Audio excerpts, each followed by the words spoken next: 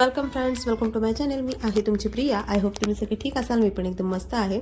आज खूप दिवसांनी मी टेरेसवर आले, कारण म्हणजे मी हेअर वॉश केला आहे. मी थोडी पुण्याला आली आणि तिथं बसून मी एडिट करते, त्यामुळे माऊचा आवाज आला तर थोडं प्लीज ॲडजस्ट करा. आणि आज फायनली टी व्हीचं फिटिंग झालं आहे. त्यानंतर मग मी तयारी केली की मी आज प्याज पराठा बनवणार होते. आणि हे ओनियन म्हणजे जे कांदा पातला असतात ते कवळे कवळे ओनियन आहेत. त्याचा तो मी मसाला रेडी करून घेतला. काही नाही, मसाला अजवाईन वगैरे, हळद, नॉर्मल स्पाइसेस आहेत त्यात, आणि थोडंसं केचप ॲड केलं. मी पीठ वगैरे म्हणून ऑलरेडी मी ठेवलं होतं. त्यानंतर एक अशी छोटी रोटी बनवून घेतली. त्यानंतर मी हे फिलिंग त्यात म्हणजे हे स्टफिंग त्यात भरलं. आणि दुसरं मी वरून छोटा पराठा म्हणजे पोळी लाटून पुन्हा एकदा ते दोन्ही एकत्र हे करून घेतलं. नॉर्मल थोडंसं लाटणार आहे आणि त्यानंतर डिरेक्टली भाजणार आहे. असे छोटे छोटे मी 2 पराठे वगैरे बनवले होते. सो ओवरऑल हे झाले आहेत माझे प्याज पराठा रेडी. आणि खरं सांगते, खूप जास्त टेस्टी लागतात कमी एफर्टमध्ये. आणि सो आता मी ट्राय करते माझे प्याज पराठास कसे झालेत. कांद्याची पातीचा कांदा मी पहिल्यांदा यूज केला आहे, बट सरप्रायझिंगली मला माहीत नव्हतं. खरंच खूप छान लागतं. ह्यांनी मला सांगितलं होतं की कांद्याच्या पातीचे जे कांदे आहेत त्याचा प्याज पराठा करून बघ, तुला आवडेल. ह्यांनी मला सांगितलं होतं आणि ट्रस्ट मी खरंच खूप भारी, मला भारी वाटते की मी माझे ब्लॉग्स आज टी व्हीवर बघते आहे.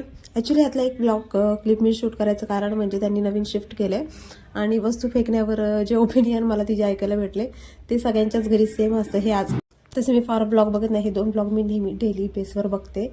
हे भारती सिंगचा ब्लॉग आहे.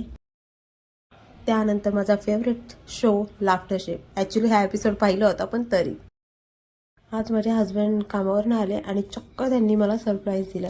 ते मला म्हणाले की आज मी तुझ्यासाठी अंडा राईस बनवतो. सो त्याचंच प्रिपरेशन चालू आहे, कांदा कटिंग चालू आहे, अंडी वगैरे उकडून ठेवलेत. असे छोटे मोठे क्लिप मी शूट करत होते की मी इंस्टाग्रामला पण टाकणार आहे की माझ्या हस्बंडनी माझ्यासाठी अंडा राईस बनवला. सो स्टार्टिंगपासून मी व्हिडिओ केलेला आहे. जिरं टाकलं, त्यानंतर तमालपत्र टाकलं त्यांनी. त्यानंतर आता कांदा फ्राय करून घेणार. मस्तपैकी कांदा ऑलमोस्ट गोल्डन ब्राऊन झाला आहे, माहीत नाही व्हिडिओमध्ये दिसतोय की नाही. त्यानंतर त्यांनी हळद, मसाले वगैरे टाकायला सुरुवात केली. चिकन मसाला वगैरे टाकला आहे, घरगुती जो मसाला आम्ही नेहमी वापरतो तो ॲड केला आहे, मीठ वगैरे टाकलं. सो मस्तपैकी ते फ्राय केलं. त्यानंतर चॉप केलेले एग्स त्यामध्ये ॲड केले आणि ते पण मस्तपैकी फ्राय करून घेतलं. आणि त्यानंतर स्टीम केलेला राईस त्यामध्ये त्यांनी ॲड केला. ॲक्च्युली जेव्हा राईस ॲड केला तेव्हा मी व्हिडिओ शूट करायला विसरले. त्यानंतर राईस ॲड करून मस्तपैकी फ्राय करून त्याला स्टीम करायला ठेवला.